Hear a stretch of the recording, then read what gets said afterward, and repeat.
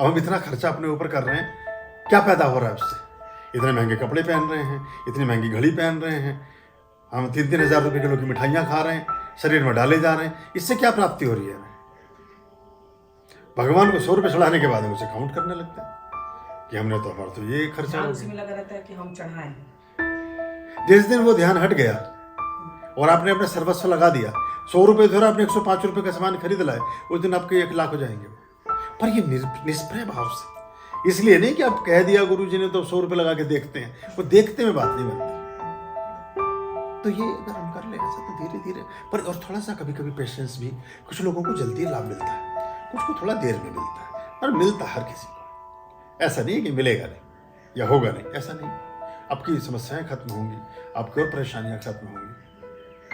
है गुरु जी, वही बात है कि ये हम लोगों का प्रारब्ध कितना कैसे खराब था कि बर्मा में एक परिवार, बर्मा में ऐसी 10-15 लेडीज हैं जो 10-10, 15-15 परिवारों की महिलाएं थी, अकेली बच गई हैं। कोई गौशाला में थी, कोई कहीं थी, वहां बच गई हैं। सब मर गए हैं घर के लोग, सारी संपत्ति उन्हीं के नाम है अब, पर वो सुखी नहीं है। 6 गाड़ी उन्हीं के नाम हो गई है एक ही महिला के।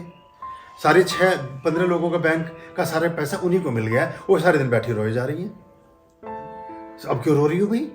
अब तो तुम सबसे रिचेस्ट हो गई। अब तो तुम, जो तुम्हारे खाते में 5 लाख थे, अब तो 50 करोड़ हो गए हैं, क्योंकि सबकी तुम्ही वारिस बची हो, बाकी सब मर गए। अब भी तुम रोए जा रही हो, अब तो तुम्हें ठाके लगाने चाहिए सारे दिन। इसका मतलब ये भी सुख का सेतु नहीं है।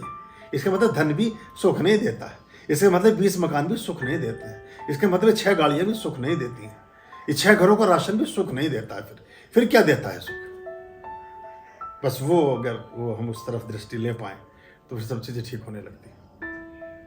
भाई घर के सारे लोग मर जाए, मतलब देखो कल्पना करने में तो कुछ, मरेंगे तो सब हैं ही, सभी के मरेंगे, कोई इसमें बुरी बात नहीं है। लेकिन अगर ऐसा, फिर आप जो बचोगे, क्या वो जीवन आपको सुखकारी होगा? कल्पना करोगे तो वो भी सुखकारी नहीं होगा। मतलब जिससे हम सारे दिन लड़ रहे हैं, अगर लड़ने वाला भी ना रहे तब भी हम सुखी नहीं हैं, और वो है तो भी हम सुखी नहीं। तो सुख का संबंध इस ना तो लाइफ से है, ना इस व्यक्ति से है, ना इस व्यवस्था से है, ना इस विषय से है। सुख का संबंध हमारे स्वयं के होने से, हमारे स्वयं के स्वत्व से है। बस उसकी तरफ जब दृष्टि जाएगी तो ठीक हो जाएगा सब। आर्याम अभयाम भज रे चित संततम आर्याम